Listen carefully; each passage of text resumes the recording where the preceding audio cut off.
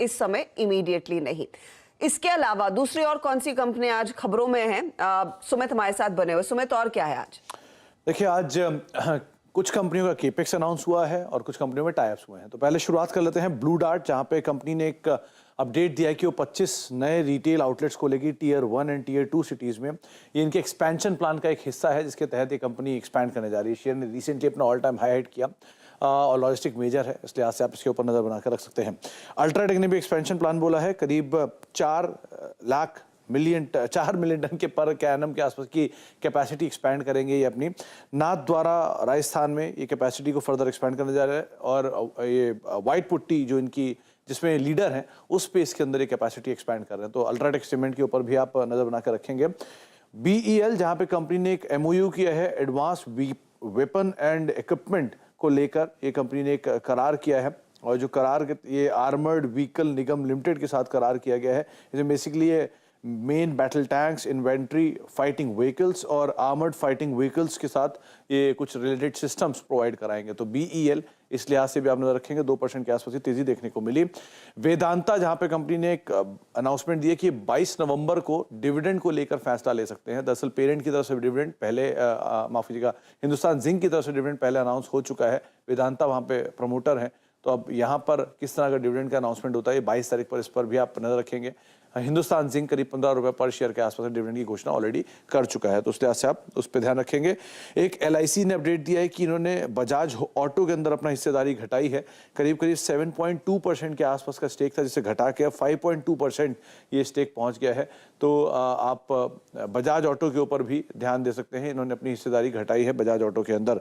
साथ ही साथ एक और अपडेट है, वो जो तमाम कंपनियां यूके से रिलेटेड हैं, जिसमें भारत फोर्ज, मदरसन सुमी, इनके ऊपर तो आप ध्यान देंगे ही, और उसके अलावा आप टाटा मोटर्स पे भी अलग से ध्यान रखेंगे, जहां पे इलेक्ट्रिक व्हीकल एक्साइज ड्यूटी के लिए एलिजिबल नहीं रहेंगे 2025 तक।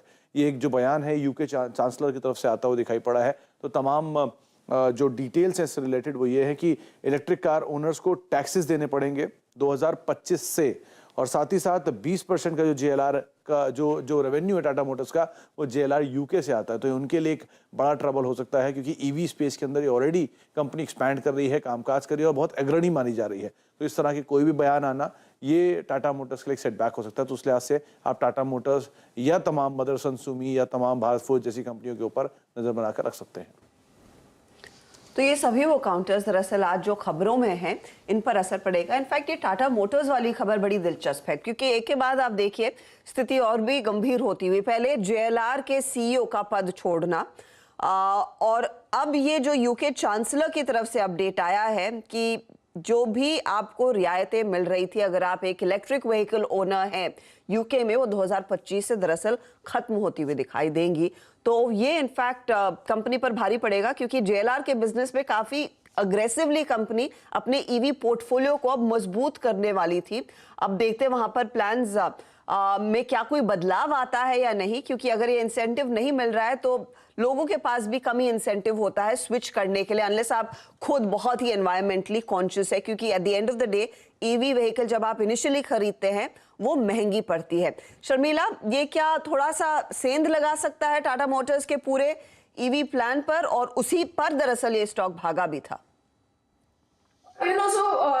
आई थिंक कि जो आपने पहले ही बात कही ना कि जो JLR का जो डेजिग्नेशन था, मेरे हिसाब से स्टॉक ऑलरेडी उस पर एक वीकली रिएक्ट कर रहा था, एंड आई थिंक डेफिनेटली इस खबर का भी इम्पैक्ट पड़ेगा। बात सिर्फ इतनी है कि जो पॉजिटिव मैं मानती हूँ कि जो इलेक्ट्रिक व्हीकल्स का जो लॉन्चेस और जो पूरा बस था वो एक्चुअली इंडियन मार्केट में ज्यादा था। मुझे नहीं लगता है कि इन टर्म्स ऑफ नंबर्स वो बहुत ज्यादा कंट्रीब्यूट करता है। It is more a sentiment thing, क्योंकि लोग कहीं ना कहीं इंडियन कॉन्टेक्स्ट में ये समझ गए कि एक आपको इलेक्ट्रिक व्हीकल का ऑप्शन चाहिए, और आज के तारीख में सबसे अच्छा लाइनअप टाटा मोटर्स के साथ है। तो इन दैट सेंस वो पूरा उनका पॉजिटिव नहीं निकल जाता है, बट यस आई थिंक इस खबर का और इन डेवलपमेंट्स का ओवरऑल JLR के पोर्टफोलियो पे फर्क पड़ेगा और स्टॉक प्राइस पर उसका जरूर एक प्रेशर है। टाटा मोटर्स में इस समय चल रहा है मर्फीज लॉ।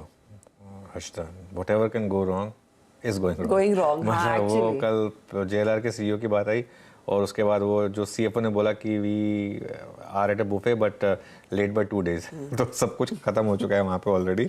और अब ये तो क्लियरली एक रीज़न भी है, ये इतनी स्टार्क अंडर परफॉर्मेंस। एक बार टाटा मोटर्स और मारुति का एक चार्ट देख लीजिए आप, 12 महीने का चार्ट। अच्छा, इसमें एक चीज़ है कि टाटा मोटर्स सिक्लिकल है, तो टाटा मोटर्स एक कोर पोर्टफोलियो स्टॉक आपका कभी नहीं होना चाहिए। हमेशा ये स्टॉक मैंने एक ट्रैक किया है पिछले 20 साल से, एक हमेशा इसमें इस तरीके के मूव्स आते हैं जिसमें ये लोअर लेवल से 3 या 4 टाइम्स हो जाता है, उसके बाद वहाँ से 60 या 70% गिरता है। और अगर आप इसको कंपेयर करेंगे मारुति के साथ तो मेरे ख्याल 30% का रिलेटिव आउट परफॉर्मेंस है। मारुति 12 महीने में देखिए करीब करीब 11% ऊपर है, और ये वो डेटा है हर्ष, ये 33% का रिलेटिव अंडर परफॉर्मेंस है this year between Maruti and Tata Motors, जो आपको बता रहा है कि किस तरीके का, क्योंकि ऑटो इंडेक्स ने बुल मार्केट की स्टार्ट की थी इस साल, जो डोमेस्टिक कंजम्पशन स्टोरी थी वहां से स्टार्ट हुई थी।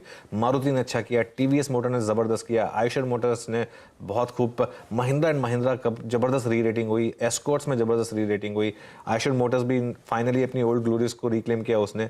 सिर्फ एक टाटा मोटर्स पीछे रह गया और कुछ हद तक हीरो मोटो, बस ये 2 कंपनियां जहां पर एक फंडामेंटली थोड़ी सी प्रॉब्लम रही है, वो 2 कंपनियां सिर्फ पीछे रह गई हैं। अनुज, एक और चीज हुई है कि टाटा मोटर्स में ऑफ कोर्स पिछले साल अच्छी तेजी बन गई थी। हाँ। और तब मारुति लगातार कह रहा था देखिए हम इस समय ईवी में नहीं आएंगे, इंफ्रास्ट्रक्चर बनने दीजिए फिर हम आएंगे। और मारुति का प्लान यही होता है, आएंगे तो बड़ी चीज के लिए, मास मार्केट को एड्रेस करने के लिए।